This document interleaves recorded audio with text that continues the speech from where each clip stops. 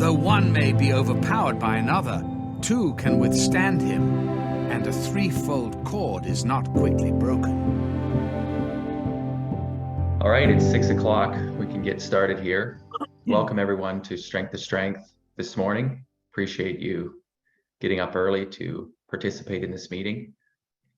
My name is Sam Bear, and I come to you from Boston, Massachusetts. I'm actually from Cochrane, Alberta, but I'm down here for the winter studying at Sattler College. And this morning we have Brother Ryan Hoover coming to us from Virginia. Before we get started with that, let's pause for a word of prayer. Heavenly Father, most gracious one, we come to you this morning. We thank you, Lord, that you are here with us this morning and that we are your children and that you love us. Thank you for the provision of Jesus Christ and his life and work here on earth and death on the cross and resurrection. Thank you that through the work of Christ, we can be made new and have our old hearts transformed into hearts of flesh that can be sensitive to those around us, sensitive to the needs of the world. Just pray, Lord, that this meeting this morning would be a blessing to your kingdom here on the earth, and that each one of us would be challenged in our walk with Christ and how we think about the world. I just pray that you would be with Brother Ryan as he delivers his message this morning. I pray that you would anoint his lips so that your name could be praised in all that is said. Be with us today, and may your spirit protect us from the evil one. We pray in Jesus' name. Amen. All right, go ahead, Brother Ryan, and give us a bit of an introduction to who you are and where you're from and any pertinent details. All right, well, good morning. I'm Ryan Hoover. I was born and raised in Northwest Ohio as unaffiliated Mennonite and eventually got married. And my wife was a nurse at that point, and I got bit by the nursing bug and pulled into nursing. We lived in Rochester, Minnesota for 9 years. I went through nursing school there, became a nurse, worked in long-term care, nursing homes, eventually did hospice nursing, which is still my favorite kind of nursing. It's still my passion. End-of-life care is, I think, the best nursing someone could do. And eventually worked in the hospital at Mayo Clinic there in Rochester. In 2018, we were asked to come to Mountain View and become the administrator here. So in October of 18, we moved here to Mountain View Nursing Home in Northern Virginia. We're just north of Charlottesville, Virginia, about an hour and a half outside DC.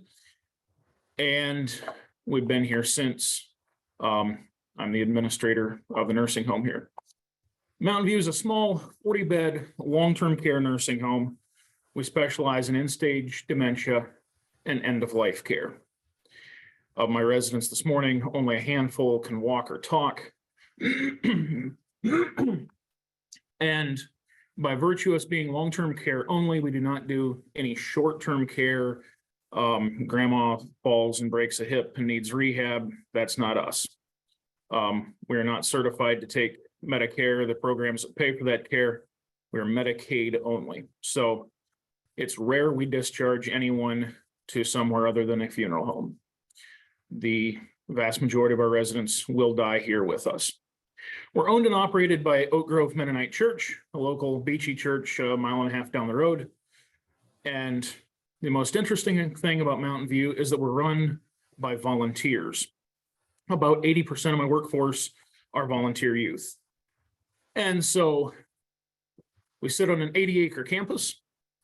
I have 40 volunteers in the dorms. I have 40 residents in the nursing home. And then I have 5 administrative families with their associated children. So we have a campus of about 120 people. It is a real community or commune or compound or colony or whatever other word you'd like to use for it. I support here as the administrator. Like I say, been here for just under 4 years. I know today's discussion is going to be unpalatable to some.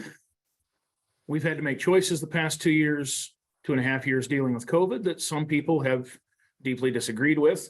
And I have no desire to stir up controversy this morning. I'm simply here to share my story and my perspective. Talking about leadership this morning, lessons in leadership, crisis leadership specifically. These are the lessons I've learned. Now, some of you on here, I see John and Tony and a few of you that have been in leadership a whole lot longer than I. These might not be lessons to you, and you may say, well, what a rube, you should have known that. But this is where I am. So 3 trees and a computer bug. What does that have to do with anything? Well, August 14th, 2003, 19 years ago, was a very hot, still day. Northwest Ohio, the power grid was loaded. Air conditioners were running hot, running heavy. And the power grid is much more complex than I realized, and interconnected and webs of power companies and supply and demand. And there was a computer program whose job it was to monitor conditions and forecast. If this were to happen, could we handle it? If that were to happen, what would happen next? That computer system was offline that August day, but people didn't know it. As things warm up, if you're familiar with science, most things expand, power lines included. And because it was a hot, still day and there was no wind to keep the power lines cooler, one line expanded and sagged enough that it touched a tree, shorted out. Well, there are systems to protect this, and a relay tripped. Well, that overloaded other lines carrying the load. But because that computer system was offline, the operators did not realize this. A while later, a second line sagged into a tree, tripped, and overloaded other systems. And again, I'm broadly overgeneralizing this. Eventually, a third line sagged and tripped a relay. And this was in the Akron, Ohio area. But within about 3 minutes, 55 million people, 8 states and the province of Ontario were in the dark. It was the biggest power outage in US history. New York City residents, for the first time, saw the Milky Way. Well, this caused all manner of cascading failures. For example, a loss of water pressure in systems triggers a boil water advisory. Communications were shut down. Entire airports were shut down. Loss of pumps and pumping stations meant raw sewage was discharged into rivers. At one chemical plant, a considerable release of toxic chemicals in Michigan was released into a river. It's been blamed for, at least directly, 100 deaths and cost $10 billion.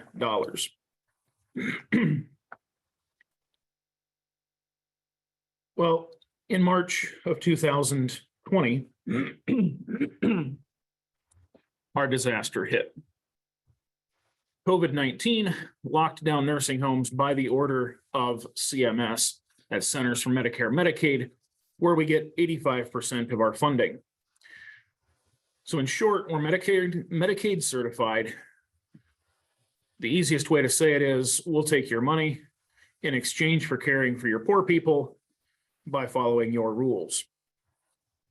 So we were mandated many things. We shut down visitation, and again, a whole cascade of clinical changes here at the nursing home. These also brought changes in the way we live here on campus as well. For the most part, we followed CDC recommendations. We had a choir tour with our volunteers 2 weeks later. We canceled that. Our staff and families quit traveling. Our campus became basically a family bubble. We worked with the local sheriff during lockdown. I explained our situation to him. He said, basically, consider your campus one family. You're fine. It was sort of our cozy little enclave here. We had our own church services. We've got a volleyball court. We've got plenty of food. We've got things to do. We sort of huddled down here on campus. And if you had to live through lockdown in March and April and May of 2020, Mountain View wasn't a terrible place to be. We had support, infrastructure, people. There were plenty of disappointments, yes. But that was universal. You all had those as well. So initial lockdown was not terrible, but as things wore on, the pain increased. We had our first case of COVID here in September of 20.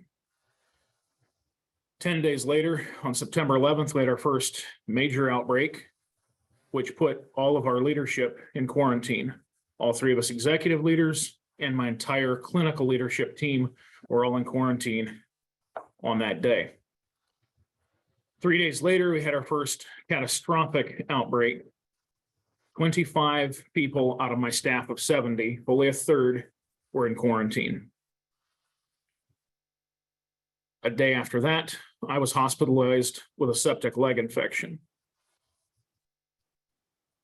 September of 20 to January of 21 is 5 months of darkness around here. It was brutal. We had 31 positive staff in that time. We've had many more since, but during that time, 31 of our staff were positive. We had 9 positive residents. We had 1 resident death.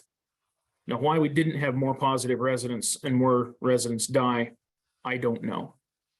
It's but the goodness of God. When I talk to other nursing homes, there's a Weaverland-run assisted living facility in Pennsylvania that 100% of their residents got COVID and 50% of them died, fully half.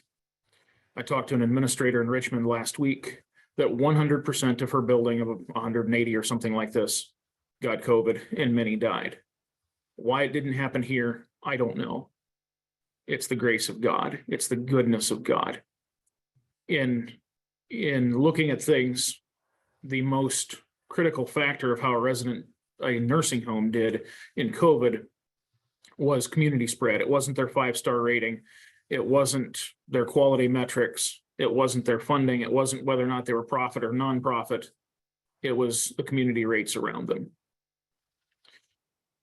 But through those dark days, it was ugly.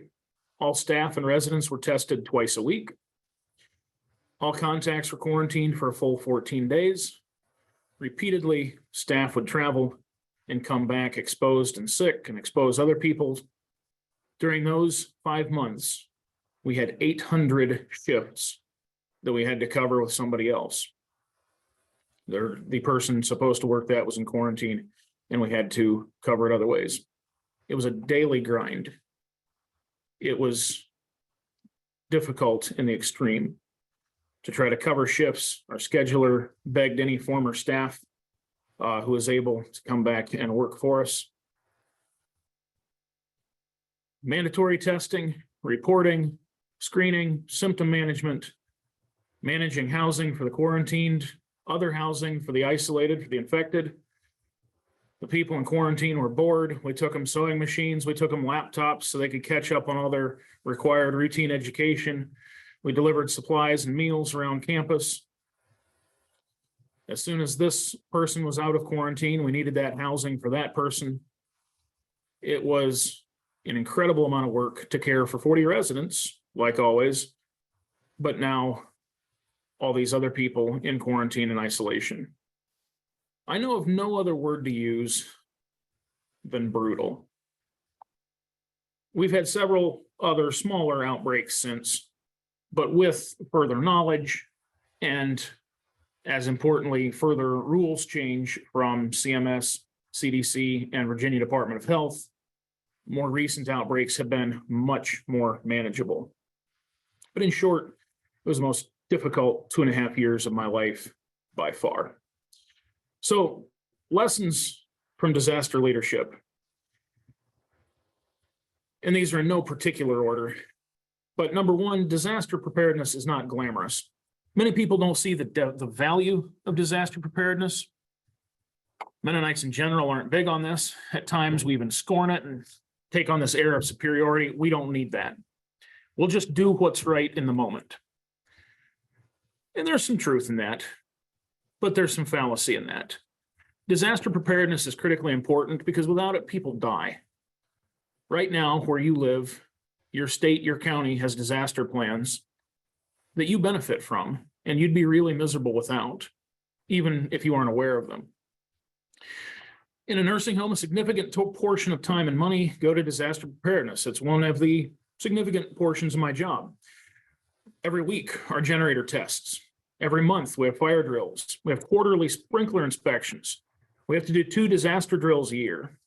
Every year, we have to inspect the fire doors. Every 3 years, we have to do a load bank test to have a generator company come out and put our generator under load. That was about 2 weeks ago. It's a ginormous electric toaster, effectively, and he was pulling 624 amps on our generator and simply turning it into heat in this big heater box. Every 5 years, we replace certain parts of the sprinkler system. And we do all this all for things I really hope I never need. Daily preparation and diligence are critical. Had the men responsible for trimming those trees in Akron, Ohio, I don't know if it was failure or I don't know, I'm not here to assign any blame, but had those trees been trimmed differently, that power outage would have looked different. January 3rd and 4th of this year, we lost power for 2 days because of a snowstorm. It was 20 degrees outside. Well, the moment the power went off, 3 seconds later, my generator automatically is online producing power. Well, suddenly I was really glad for that generator. Suddenly I cared about that generator. Suddenly I cared about how much fuel was in the tank and that there was quality fuel in the tank, because I had residents whose health and well-being was dependent on that generator. Over the next 2 days, I spent hours making plans and phone calls of what do I do if that generator stops? Do we evacuate? How difficult is it going to be to get a replacement generator? The entire region was without power. This county was 75% dark. Louisa County across the way at one point was 100% without power. What am I going to do? Well, because of that day, those 2 days, I now have plans and options, and I know of resources I didn't know then. Disaster preparedness is important, and we have to prepare before the storm. Number 2, communication is critical. I've learned the hard way that in disaster, you have to over-communicate, because people, particularly when they're scared, tend not to think very clearly. They tend to get less than you think they should. They tend not to hear what is said to them. And when things are going badly, less information is not necessarily a better thing. I've bungled this many times. Saying too much gives rise to fear.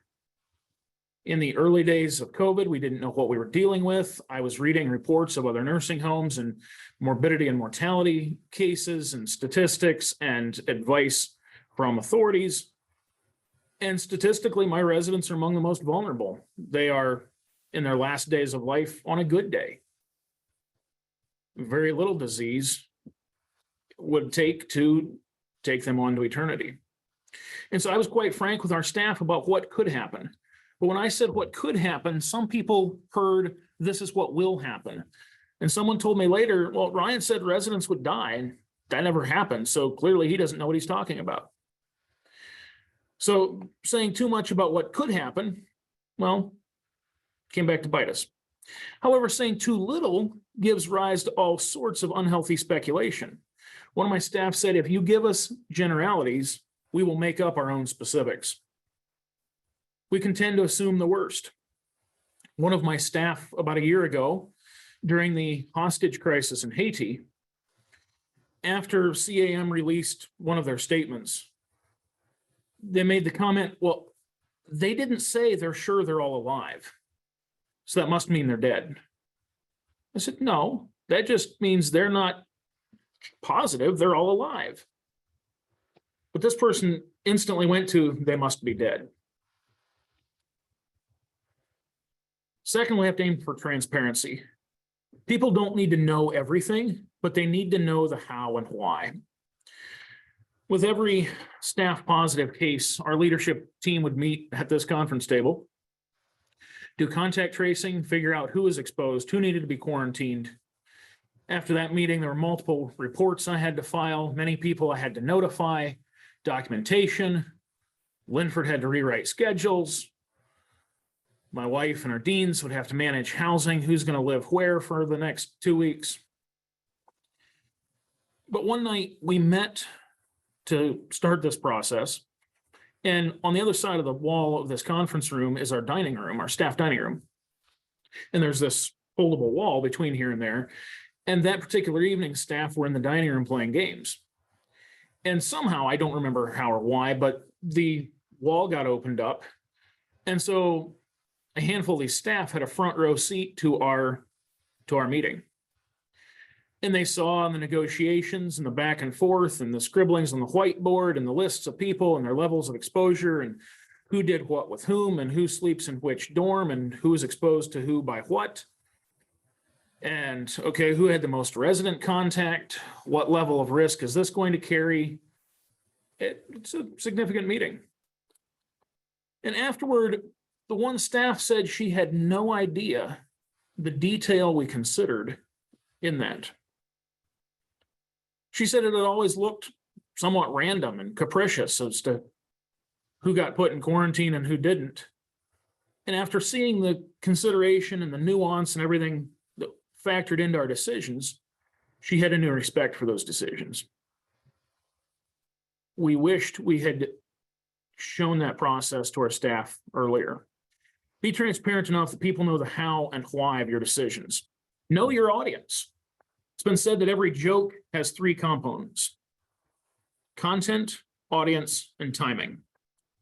And if you mess up any of them, the joke's going to fall flat. Crisis communication is much the same: content, audience, and timing. Know your audience. We're a healthcare facility.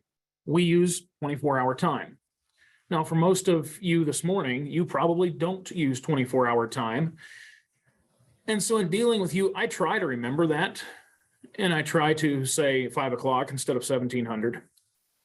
But as a nurse, I've been trained in this, required to use it. It's the standard of healthcare. And as much as I want my staff to use it, I know that outside of this campus, very few Anabaptists use it, and some even mock it. Know your audience. Our health department epidemiologist, his name's Daniel Farrell, he and I became very good friends through this time. When I talk to Daniel, I know that he has different concerns and different thought processes than when I'm talking to a minister from my church, Mike Yoder. Know your audience. Communication in crisis is critical. Number 3, leaders aren't going to be popular. And this is hard for me because by personality or carnality or something, I have this drive to be liked. I want you this morning to like me and agree with me and support me. But leaders aren't going to be popular. People aren't going to understand. No matter what you decide, some people won't agree. There are people in my own church, the church that owns this facility, by the way, who said, just skip the COVID regulations, be done with it, say it's over, stop everything today. Well, they didn't understand. They don't understand because they can't. They can't understand because they aren't sitting in your chair. I have a degree in nursing, 9 years in healthcare. I look at infectious diseases differently than a block mason. And there's no way in one conversation I can convince a block mason of my perspective, nor will I understand his. I'm responsible for the regulatory compliance of a $4 million nursing home. I see government regulation different than a rural furniture builder, for example. I have multiple years of experience with government interaction at various levels, from Red Cross and disaster response in Minnesota to compliance here. I don't view government with nearly the suspicion that most Anabaptists do. And perhaps I need more, and perhaps some of the rest of them need less. But it's unfair to expect people to always agree with leadership, no matter how badly I want them to. It's been really, really genuinely difficult for me to let go of this. Because again, by personality, I'm just deeply convinced automatically that with enough data, if I give you enough information, eventually you will come around to see the truth like I do. It's been hard for me to realize that that's not going to happen. It's hard for me to realize that no matter what, some people will never agree with me. Even if I happen to be completely right and they happen to be completely wrong, some people aren't going to agree with me. I mean, for example, the Flat Earth Society still exists. There's not a shred of evidence, but the Flat Earth Society still exists. Quinn Bissonette was a manager I worked with at Mayo Clinic. And he said, if you want to be popular, give away ice cream cones. If you want to be a leader and make a difference, that's something else entirely. And that truth has been difficult for me to internalize. If you want to be popular, give away ice cream cones. If you want to make a difference and be a leader, that's going to be something different. We had to make unpopular decisions. For example, routine testing of all staff and residents. Nobody enjoyed our twice weekly testing. It took about 20 man hours each time. Each testing event, twice a week, cost me about $10,000. In the year 2020 alone, I spent almost $300,000 through UVA labs. That's a chunk of change for testing I didn't want to do, most of it. Nobody enjoys wearing a mask. We didn't enjoy it back then. We don't enjoy it today, but guess what? We're still in healthcare. Right now, back on the floor, my staff are still wearing masks. Out here later in the offices, we'll still be masked because it's the regulation and we're required to do it. See, if democracy was good enough, we wouldn't need leadership. And unless I'm sitting in the room and facing the pressure and the consequences and carrying the responsibility, I can't possibly fully understand the pressure my leaders are under. And I want this to generate in me a bit more support for my leaders. Our church leaders through COVID, they had different responsibilities than I did. They're going to look at COVID differently than I do. Our civil leaders, government leaders, they had different responsibilities than me. They had different pressures than me. They had different tools than I did. They're going to look at things differently than me. It's been said that if engineers and designers do a great job, nobody knows they're involved. Stuff just works. Doors work and traffic flows and lights work. You never think about the person who worked on the design of that, which is kind of sad when you get no credit for your best work. Public health is even worse, though. Public health people will tell you that if public health does a great job, not only do they not get credit, they get scorned. Well, that wasn't such a big deal. I don't know why they made such a big deal about that. It wasn't a big deal because we made such a big deal about it. The better job public health does, the more they get scorned. The other part of the joke is if public health does their job bad enough, you still don't know about it because you're dead. But that's the joke. So the next time you want to criticize the CDC, remember that you don't understand what they're trying to accomplish. You don't see the picture that they see. I want this to generate in me more humility toward my leadership. When the church makes decisions I don't understand, I have to remember I wasn't in the room. I'm not facing the pressure that they're facing. I'm not facing the consequences they're facing. If you want to be popular, give away ice cream cones. If you want to be a leader and make a difference, that's going to be something else entirely. Number 4, leadership comes in surprising packages. During that power outage of August 2003, Toronto was one of the cities that was totally dark, including traffic lights.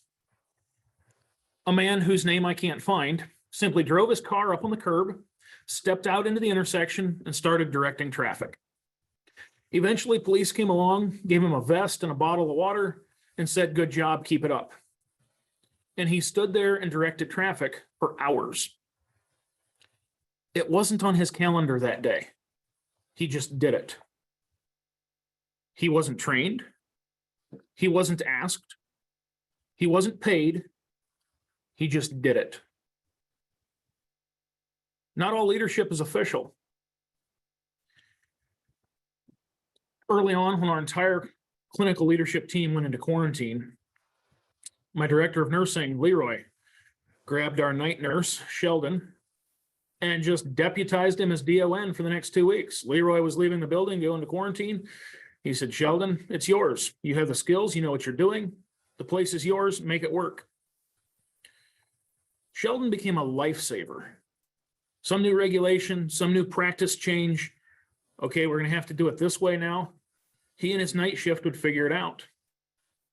The night of our first positive resident, we deployed PAPRs for the first time. That's a powered air purifying respirator. Basically, it's a belt and a fan and a filter on the belt, an air tube up the back, and then this hood that supplies you with a constant supply of fresh filtered air.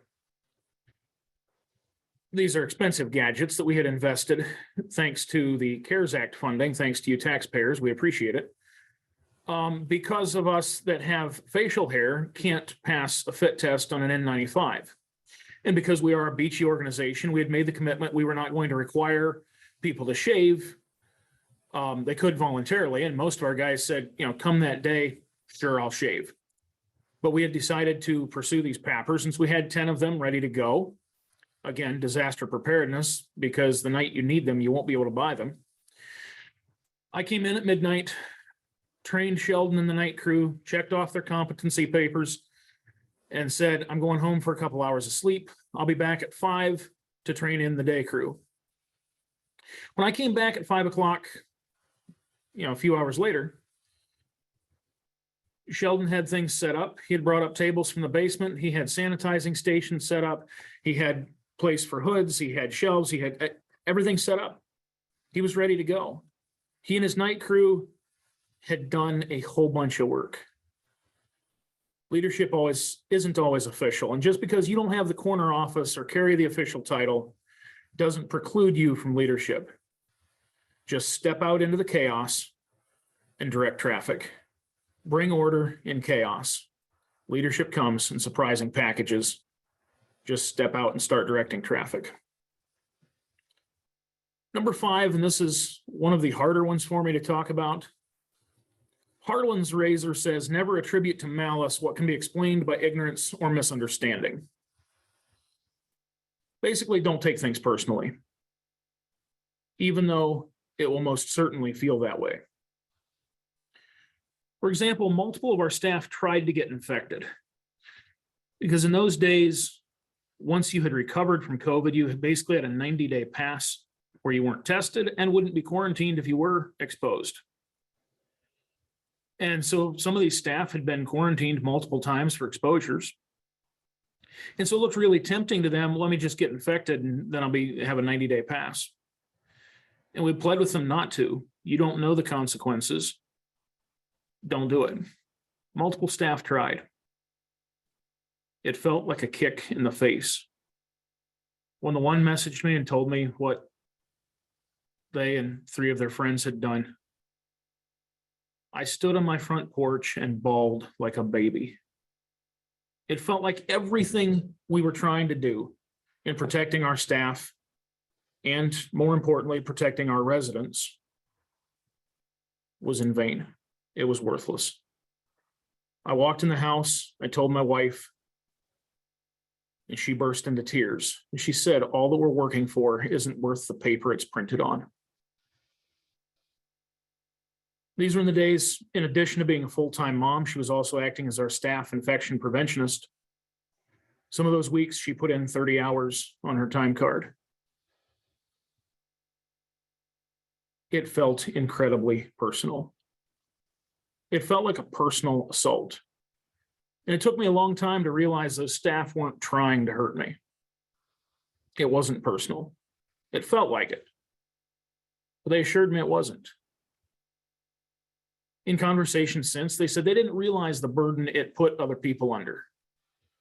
They didn't realize the actual consequences. They didn't realize the potential consequences. I didn't realize how inviting it looked to them. It was ignorance and misunderstanding, not malice.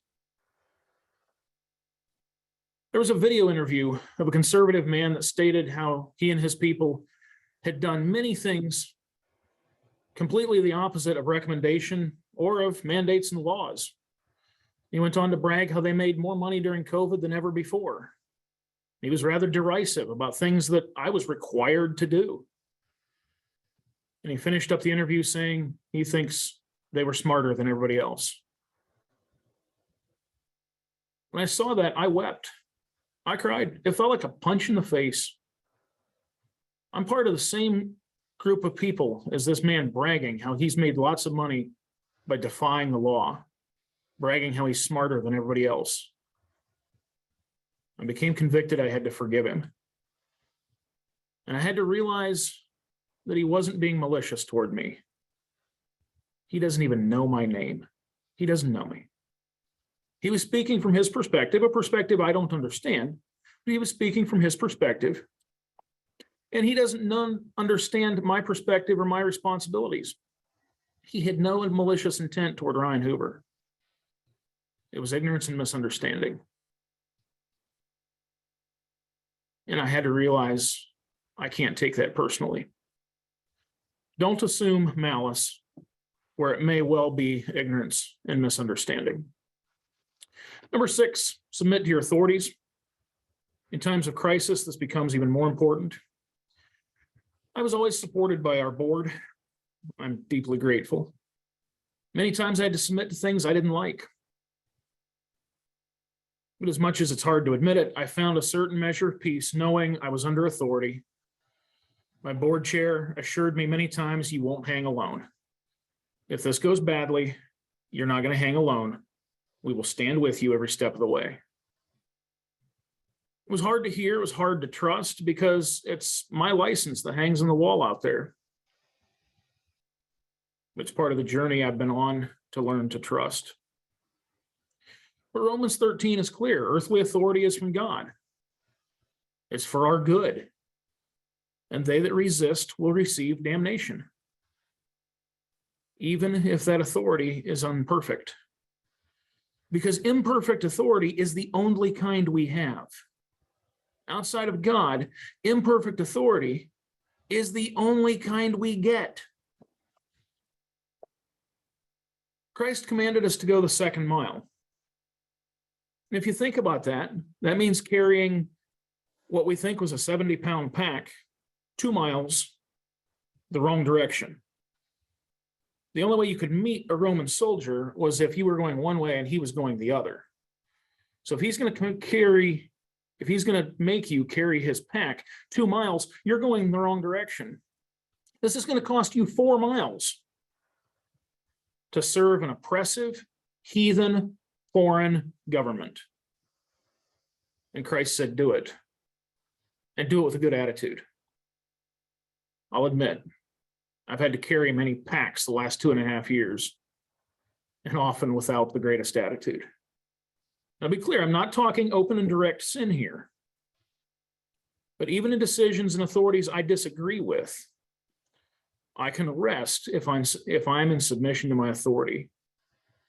Our church did things I didn't agree with. I had to submit to that authority. There are things we're doing now that I don't think are the best, but I've been asked to submit and leave it in God's hands. And the truth is, He can work in ways that I can't. And so God can bless submission to imperfect authority, because at the end of the day, imperfect is all we get. Number 7 is do what's right regardless of apparent cost. When the right way is clear, decisions are much easier. I found decisions are orders of magnitude more difficult when I'm not confident of what I'm doing. I told staff many times, if I was 100% confident this is the right way, it'd be far easier. But the fact is, I don't know if this is right. We're not certain what's going to happen here. We're doing the best we can, but we don't know how this is going to turn out. When our values are clear, decisions are much easier. I've been on a quest here at Mountain View to delineate and codify our values. We have to define them and then commit to them. And we've been here 60 years. We were founded in 1962. We've never wrestled through and codified and delineated exactly this is what we value. I've been working with our board on this. It's a time-consuming process. This is not the work of one board meeting. And some people will push back and say, why do we need to do this? Why do we need to codify our mission, vision, and values? Why do we need to go through that work? That's just silly. Just do the right thing. How do we determine what the right thing is if we haven't decided what it is most important to us or what's most valuable? I saw this in a way I'll never forget when I was working at Mayo Clinic. CNN had published a 3-part series about Mayo Clinic, accusing them of various things, including medical kidnap, published the details of a very difficult case, and slanted things. Some things were factually inaccurate, some things lacked context. But of course, they published their story with their spin. Mayo published a response, what they could, given HIPAA privacy laws, and it went back and forth for a while.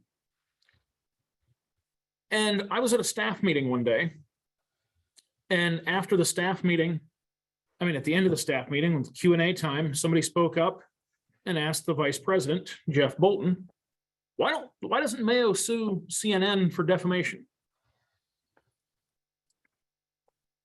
Vice President Jeff Bolton said, I knew that question would come up, so I've asked our chief legal counsel to be with us today. Turned the podium over to him. Mayo Clinic's head lawyer stood up. He said, there's nothing I like better than a good lawsuit. I'm a lawyer. I eat them for breakfast. He said, but defamation is really hard to prove. And defamation lawsuits are really hard to win. He said, we aren't sure we've been damaged that much. And he went through some of the polling they had done. And X many percent of the people they polled hadn't even heard of the story. And those that had heard of it, those that found it to be unfavorable at Mayo and changed their opinion, well, most of those said that Mayo's response satisfied them. And so you go all through all the numbers. He's like, we really don't think it's hurt our credibility and reputation that much. And so a defamation lawsuit would be really hard to win. But then he said, all of that is nothing compared to my last point. He said, what is our primary value?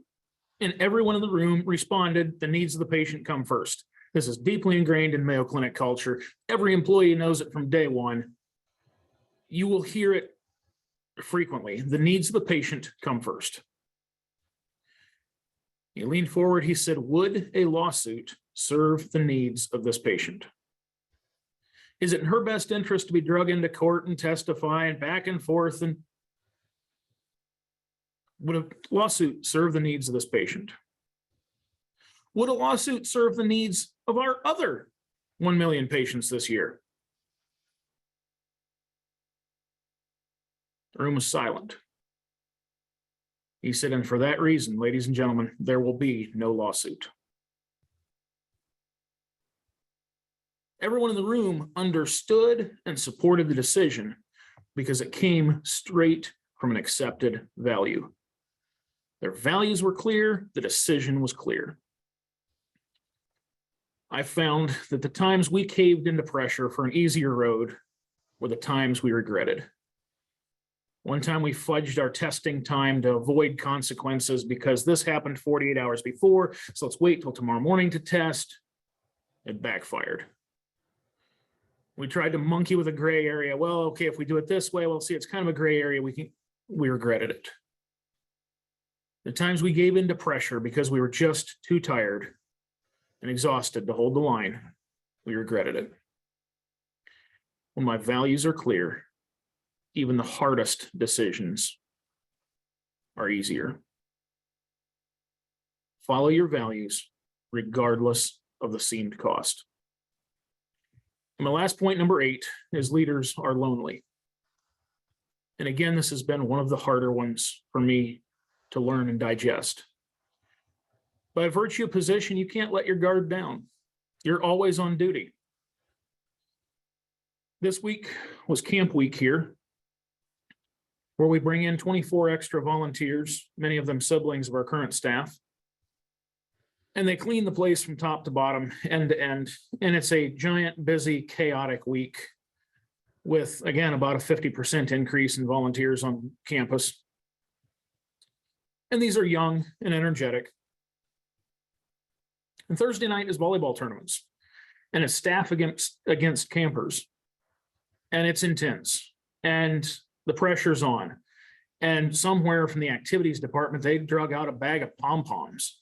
And there's cheering on the sidelines, and there's some smack talk. And I mean, it's a rich and intense game. Well, even the administrator gets into this sometimes. And Thursday night, I'm standing there on the sidelines, and the guy beside me is shaking his pom-pom. He's on the cheering for the campers. Of course, I'm cheering for staff. And I watched and waited for my opportunity. I reached over, stole his pom-pom, and went running. This guy's considerably smaller than I am. Anyway, got around to the other side of the court, tossed the pom-pom to one of my staff. He grabbed one of theirs. We tussled on the ground, had a great time. Guess what video has been circulated and put on the camper chat and sent to parents, etc.? The administrator cutting up on the side of a volleyball court. Not all the staff. No, they were doing it all night too. But we got lots of mileage out of the administrator doing it. Well, then we added sound effects of like a dirt bike.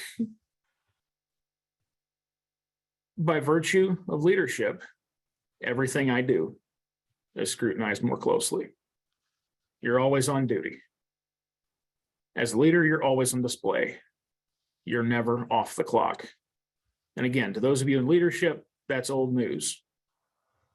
It's been hard for me to adjust to. No matter what you do, the organization is judged by you. And that increases pressure as well. But leaders are lonely. During my training here in 2019, after our annual inspection, I gave a gift basket to my boss, Trent Clugston. He sat there at his desk in tears. He said, no one has ever done that for him. No one's ever said thank you for a good inspection. And he said that's one of the hard parts you'll learn of leadership is the loneliness. I've learned you can't do it alone. You have to be humble enough to be cared for, and that's difficult. For a proud guy like me, that's difficult. At my lowest point in April of 21, I had an emotional breakdown. I couldn't quit crying. After the fact, I found out that my wife was ready to call my director of nursing and say, come pick him up. I need help. He's not okay. I had to be willing to get help. It was incredibly hard because I'm the leader. I'm not allowed to collapse. Leaders don't call in sick. I had to be willing to get help. Find somebody to talk to. Everybody needs someone that they can talk to without fear. You need somebody that you can be honest with and show them the real you. You need to care for other people. They need it. You might see your leaders faltering, struggling, and sobbing, but you might not. They may cover it up. They may compensate really, really well. But leadership needs your help. I was barely holding it together. And Jeff Carnegie, our campus pastor at the time, the day I couldn't quit crying, said, "You're not okay. Are we going to talk about it tonight or tomorrow morning?" And it was his directness that got my attention. It wasn't, is everything okay? It wasn't, do you want to talk about it? It was statements. You're not okay. And the choice was, do you want to talk tonight or tomorrow? He was pretty direct. Be willing to step up and say, you're not okay. Be willing to support your leadership. Part of what makes pediatric medicine much more difficult is that babies compensate well. They can be very ill and not look sick. Their compensatory mechanisms work really, really well until they don't. And when babies crash, they crash hard and they crash fast. And that's why medicine is always more conservative and cautious with children. Things can be much worse than they look. You have to factor that in. Remember that with your leadership. They might be compensating really well, but that doesn't mean all is well.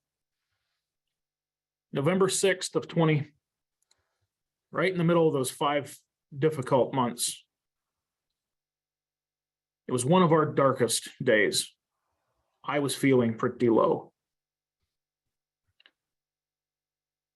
But God was with us. He showed us that in 2 ways that night. The first one, Wes and Karen Sensenig, friends of ours, and their family stopped by with a gift basket. Sat in our living room. We stayed distanced. But their visit was a monumental encouragement to us. It was worth far more than the chocolate and crackers in that basket. The fact they simply came over and cared. But around 8:30 that night,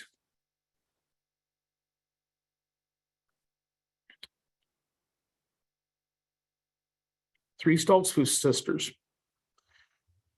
live about a half hour from here. They showed up on our doorstep and sang us a lullaby on our porch. Soft be thy slumber, sweet be thy dreams. 2 years later, I can't talk about it without crying. Words fail me to describe how much their care meant.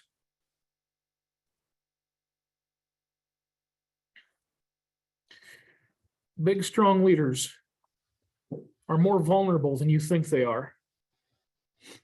And a simple lullaby sung in 3-part harmony on a front porch at 8:30 at night just might change their darkest moment and give them hope to carry on. Perhaps these lessons in leadership are old hat for you. And that's okay.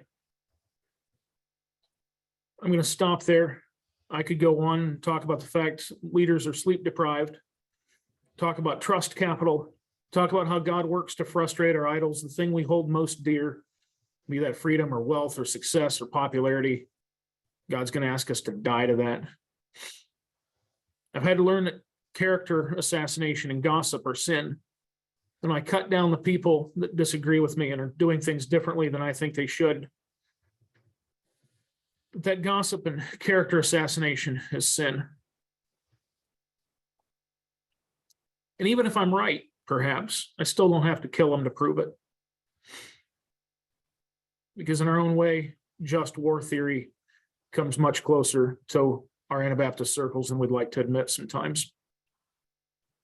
I could talk about how forgiveness has to be a daily habit for leaders. But we're out of time for this morning, and so we'll stop there. I'll turn it back over to you, Sam. Thank you, Brother Ryan, for that. Having the courage and the humility to share some of those difficult things that you did. I really appreciated that. We're going to open it up for some questions and comments. So yeah, before we get into that, that first point you gave about disaster preparedness, that isn't something that is front and center in a lot of people's minds in daily life or even in organizations, from my experience anyway. I just finished listening to a book by Chris Hadfield, who is an astronaut, a Canadian astronaut. And he made the statement that all through the book, sweat the small stuff. You know, how could you be an astronaut, strap a rocket to your back, go to space, and not be scared that that's going to happen? You know, that things are going to blow up or something terrible. And he said, sweat the small stuff. And that was a strange concept to me. We always hear, don't sweat the small stuff. And But can you speak to that at all? Yes, details are critically important. And it was at the Beachy Ministers meetings a year and a half, 2 years ago, maybe. Stan Nisley from Kansas preached an excellent leadership message. One of his points was the job of leadership is to bear the heavier burden to protect your people. Mm-hmm. And some people view leadership as the 9 to 5 corner office with plenty of time for golf. And he said the real leaders are those who trim away even the good things of life to give space for the better things. And that bearing a heavier burden for the sake of my people is how I serve my people. And part of that is details and preparation that other people, I hope this doesn't sound too cocky, but that other people have the luxury of not worrying about. Mm-hmm. My resident families don't worry about how much fuel is in my generator tank. That's my job. And before a storm rolls in, I check in with my maintenance director. Hey, what's our fuel tank at? I know it burns 1% an hour. That snowstorm, we went from 96% on our fuel to 66%. We know how much fuel it burns. I know how much fuel is in that tank. I'm on the phone with the fuel company. I'm going to need more fuel at this point. And so, yes, sweat the small stuff. That is the definition of excellent leadership, of somebody who has all the boxes checked. And people will be well cared for because of your service. If you don't believe me, go camping without a flipper spatula or without trash bags or something. I mean, little details become mighty important. Put a tiny rock in your shoe and you'll quickly see that little things make huge differences. Mm-hmm. That is one thing I was impressed with, is all of these points that you made virtually carry over into, I know we might not be leaders of organizations or have a bunch of people under us, but a lot of us are fathers, leaders of the home, being prepared, communicating, making the hard decisions, all of these things this is good for any position of leadership. All right, do any of you have any questions or comments?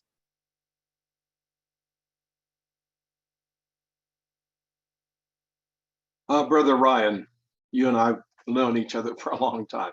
I really appreciated this message. Written all over it was servanthood.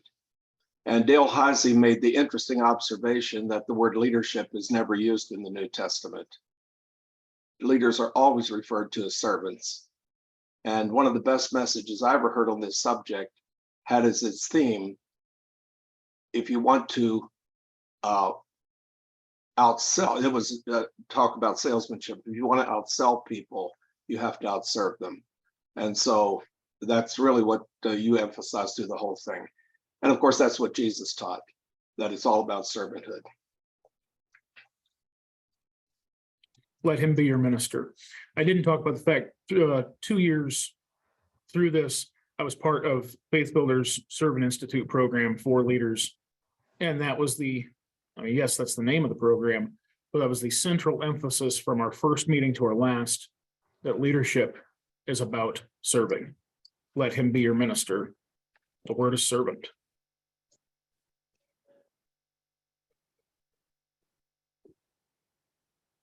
Hey, Brother Ryan, Kent here. I spent 12 years as a naval officer, and they teach lots of leadership in the military. One of the things they teach is that, if you don't obey direct orders, people die. We can't really communicate that as easily into what we call the civilian world. People don't always understand. And so my question to you is, how much as a leader have you faced with the question of how hard is it to make somebody understand decisions, and how important is it to make somebody understand decisions?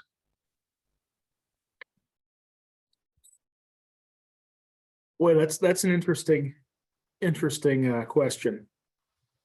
By personality, I'm driven to make you understand. That's important to me, that you get it. I'm going to go out on a limb here and say I can be okay if you don't get it, so long as you obey. That sounds really totalitarian. I don't care what you think, just do it. Because that can produce an obedience that's not healthy either. There's no teacher quite like experience. Howard Hendricks, I believe it's Howard Hendricks, organized a camping trip and, told the guys in this class, you plan it all, take it all. And they planned to make pancakes on this camping trip and didn't take along the spatula. And they're out there trying to fry pancakes over an open fire and turning them with sticks. He said, they were food, but they weren't pancakes. He said, I promise you, none of them is ever going to forget a spatula again. There's no teacher like experience. How do you get people to understand? Good luck. How important? Yeah, I don't have a great answer to that. How important is it that people understand? I don't have a categorical answer for that. I'd be interested to hear somebody like John or some of you older guys here weigh in on that. How important is it that a leader, that people understand what's going on? I mean, I use the example of greasing equipment. Out of high school, I worked for an excavator, and this guy was a big proponent of greasing equipment. I mean, he'd get a call on the backhoe, and he'd take the call on his phone, and he would throw me the grease gun out the backhoe window and extend the boom all the way out, and I had to grease every zerk on the boom of the hoe. He didn't send me to class to learn the value of grease in a bearing. He didn't preach lectures on friction and bearings and bushings. He said, grease the hoe. And with time, I saw the value of greasing, particularly when bearings and bushings failed and screeched and drove you nuts, and then you have to drive them out with a sledgehammer and replace them. There's no teacher about the value of grease quite like the experience. Now, in some things we can't afford the experience of letting it go badly, or people die. You're exactly right. And sometimes the stakes are high enough. It's more than just a fried bushing. So I'm not quite sure how to well answer your question, but that's very interesting. Anybody else want to weigh in on that? Somebody has said the school of experience is the best school. The problem is its colors are black and blue. Yes, John, I remember you saying that exactly. Black and blue. I just appreciate it, Ryan. Oh, sorry. Go ahead, Ken. Tony, you can go ahead. So I do construction work, and I've made plenty of mistakes, and so when I'm trying to explain a process to my guys, I'm like, so here's what you got to do, because if you don't do this, this will happen. And we don't really want to have a $5,000 mistake, or whatever the case is. But invariably, the way you learn it is when you do it yourself and you make the mistake, and then you remember it. And so in construction, it's not a life at stake. It's probably more money than anything else. But yeah, but that is how you learn. I did appreciate your comment too about having values. I think you and I have had discussions about having things laid out and expectations and job descriptions and who does what, et cetera, et cetera. But yeah, to have a value, have those things spelled out, it's kind of a hard thing to do in our circles. It's just do the next right thing. And I see great value in that. So thank you for that point. Thank you. The question came in on the chat. Where in the Bible does it talk about subordinates needing to understand? why commands are given. I think it's not actually in scripture that you need to understand why. I guess some of that would be depending on the situation that you're in.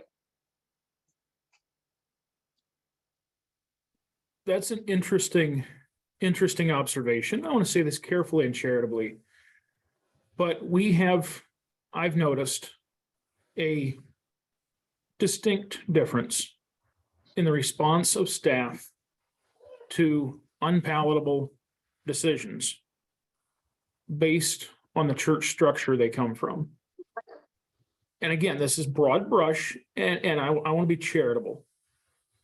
But the more hierarchical, more stronger structured church they come from, the response tended to be, I don't like it, but I'm here to support and submit. I'm not happy about it, but we want to be supportive. The more congregational brotherhood, everything's done by consensus church people came from, those were the ones that tended to struggle more with decisions that they didn't have a voice in and that they didn't understand. And again, this is broad brush here. And I was sharing this with a brother of mine, and he said, absolutely. She said, that's what's killing us, is we've never learned how to submit to things we don't like. He said, absolutely. He said, and again, I'm not saying one style of church administration is completely right and the other is completely wrong. But it is interesting to me that the people who've come from a very structured church structure did seem to know how to submit to things they didn't like. And then one staff, he's like, well, if we had had a say in this decision, we'd be able to support it better. And I said, do you think the federal government, asked me my opinion, do you think the Virginia Department of Health has even remotely thought about this small nursing home in rural Madison County? No, they said do it. I said, I didn't get a say in this decision either. And so I want to be careful. I want to be charitable and want to lead people, not beat people. But that point is made that, yeah, scripture does not talk about obey what you understand and like. John, I see you were digging at your Bible. I want to see where you're going here.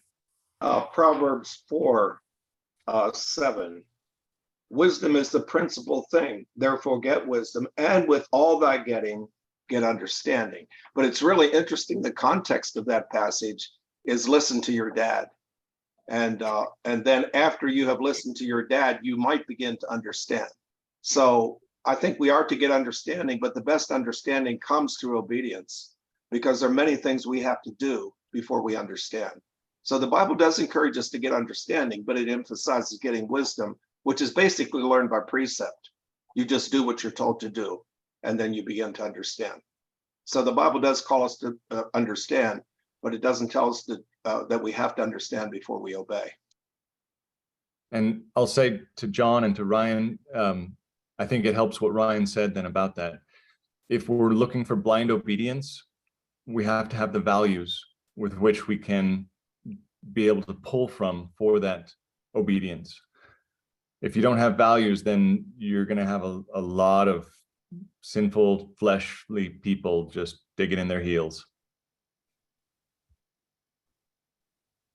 And we said many times over, COVID did not create our carnality. COVID didn't make us carnal, didn't make us selfish, didn't make us individualistic. It didn't make us a whole bunch of things.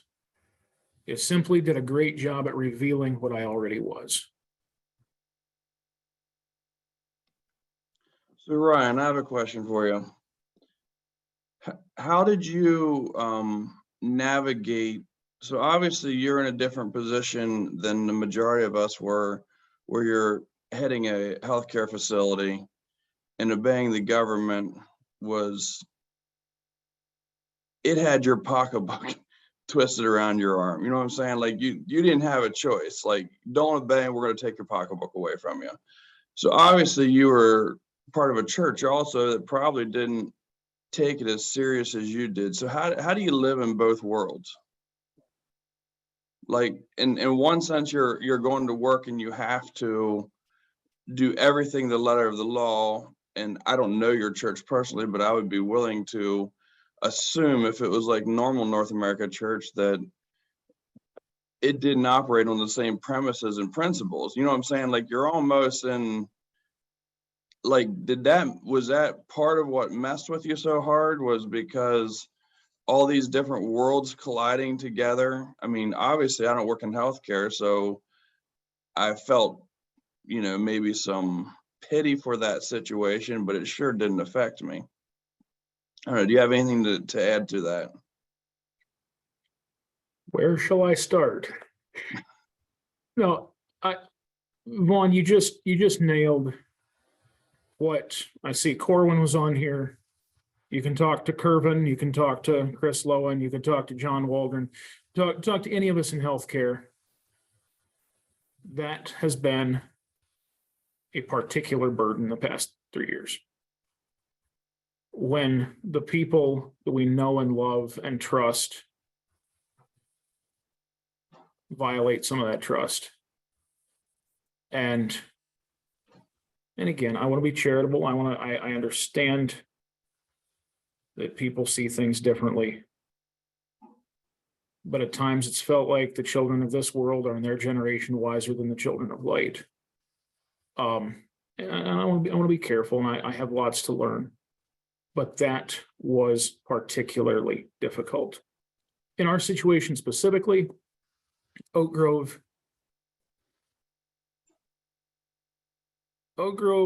so in the beginning, we shut down.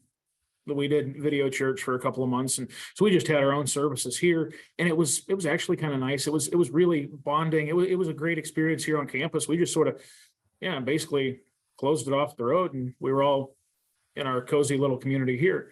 It was truly sweet. That part was really nice. We met on the ball field over the summer.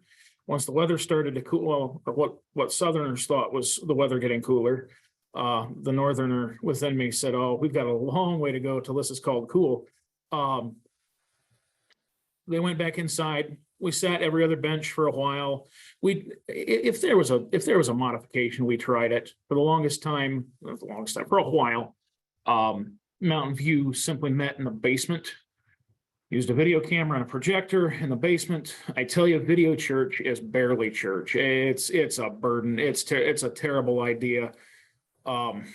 Technology is wonderful. We're meeting together this morning via Zoom, but video church just barely qualifies as church. Name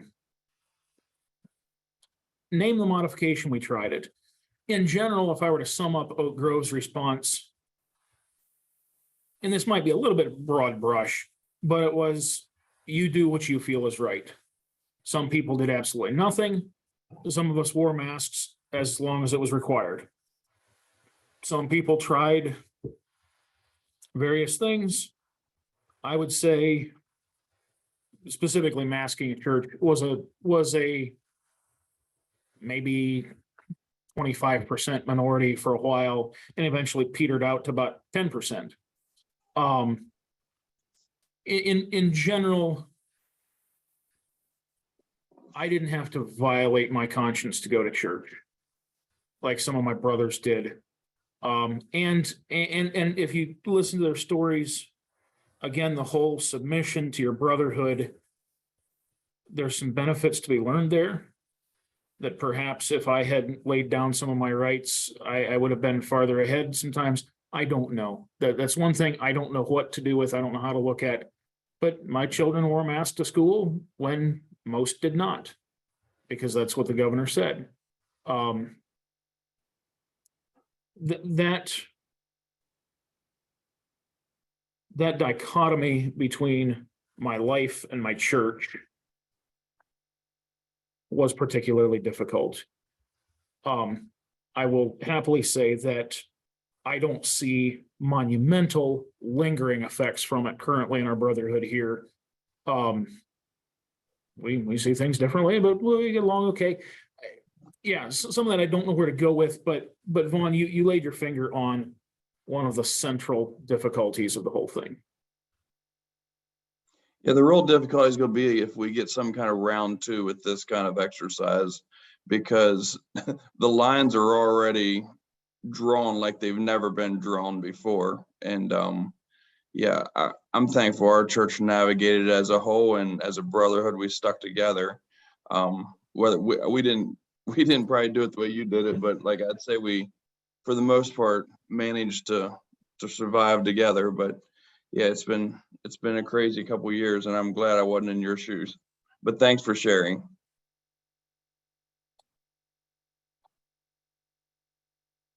So maybe this is taking us off topic here down the bunny trail, but continue down this trail. Does a church leader have a different calling or a different response to this crisis?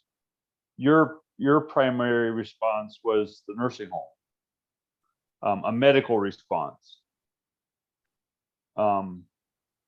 My primary response is a spiritual response. I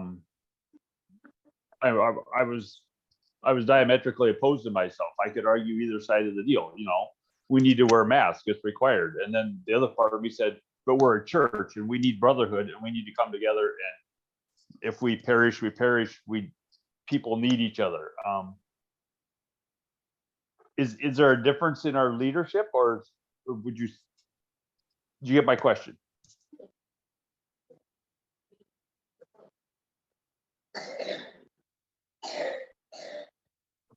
My opinion, yes, you have different responsibility, different focus, absolutely, unquestioned. I had lunch with a former deacon of mine here recently, and we were discussing this, and he said, I wish things had been differently. He said, I'm convinced we could have followed our conscience and followed the mandates. And we could have gotten through it. We didn't have to violate either. He said, but somehow the discussion got pitted against each other where one was going to lose. He said, I'm convinced if we'd have sat down with an open mind, we could have done better. He said what I've been thinking. There'd be a great deal of creativity. And I'm not saying, Tony, that if I perish, I perish response is totally wrong. Yeah, I disagree with that, but again, yeah, like I said, I wasn't in the position of a lead pastor trying to hold a church together. I met with a group of staff recently to have a day of discussion and talk about our experiences. And one of them said, he said, it felt at the time, it felt like our physical health were prioritized, but our mental and spiritual health were neglected.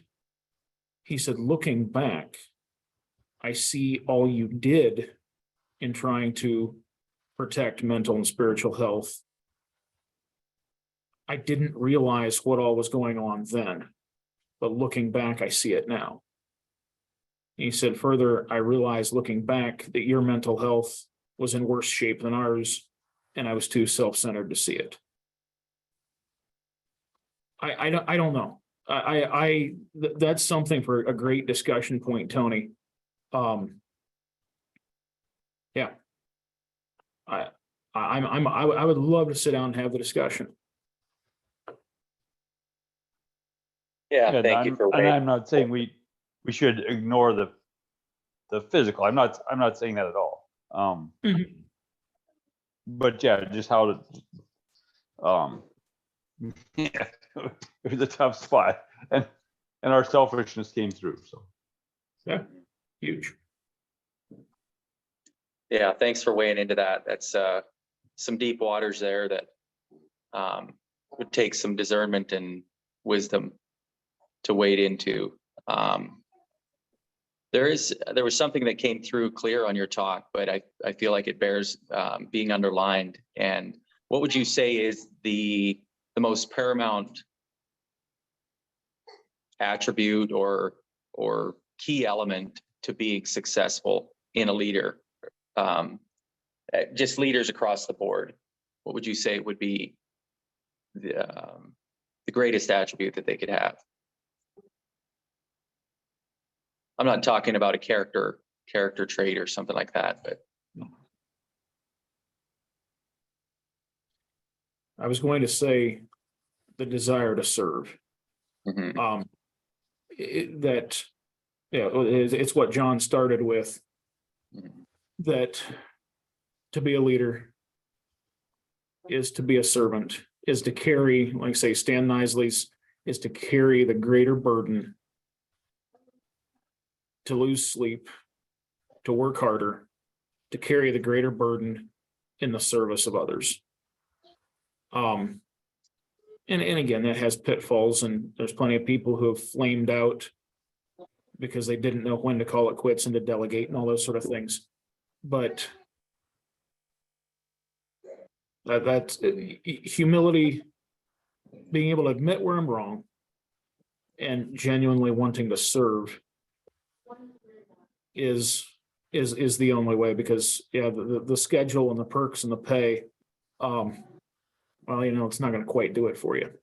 Mhm. Yeah, that's right. I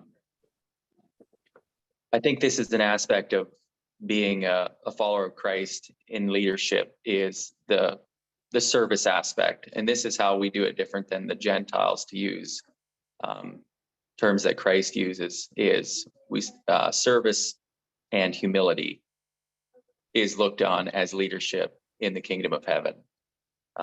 And I think some of the more insightful leaders of the world realize that it comes with humility to be an effective leader. So I think we'll wrap this up. Great discussion. I really appreciate everyone who participated in this, and for you, Ryan, for being willing to weigh into this and share in humility and share from your experience. I really appreciate that. Would you actually, we'll pray and then I'll make some closing announcements, but would you close us off in prayer here? Sure. Let's pray. Our Father, I thank you for this morning and the time we could spend together. Lord, I thank you for your example of service, of leadership. God, thank you for the privilege of being entrusted with your people, with your most prized possession. Lord, I thank you for your promise that what the day demands, you'll give the strength for. Lord, David said he'd never seen the righteous forsaken. You've promised that seed time and harvest, cold and heat, day and night won't cease. Lord, every morning the sun comes up and we can be reminded again of your promise, of your faithfulness. You have not a shadow of turning, that nothing in the world, no disaster, no hurricane, no tweet, nothing can remotely shake your character. Lord, thank you for those promises. Thank you that you've promised to be enough. So God, I pray for each of the leaders here this morning. Lord, whatever you told us to face today, God, may we face it in your strength and not ours. May your kingdom come and not ours. May your will be done and not ours. And God, may we give you the glory. I pray in Jesus' name, amen. Amen. Thank you. In 2 weeks' time, we'll have another meeting here at 6 o'clock, and we are beginning a series called Sacred Writings. It'll be talks about the origin of scriptures, and different discussions about the scriptures and how we have the Bible that we have today.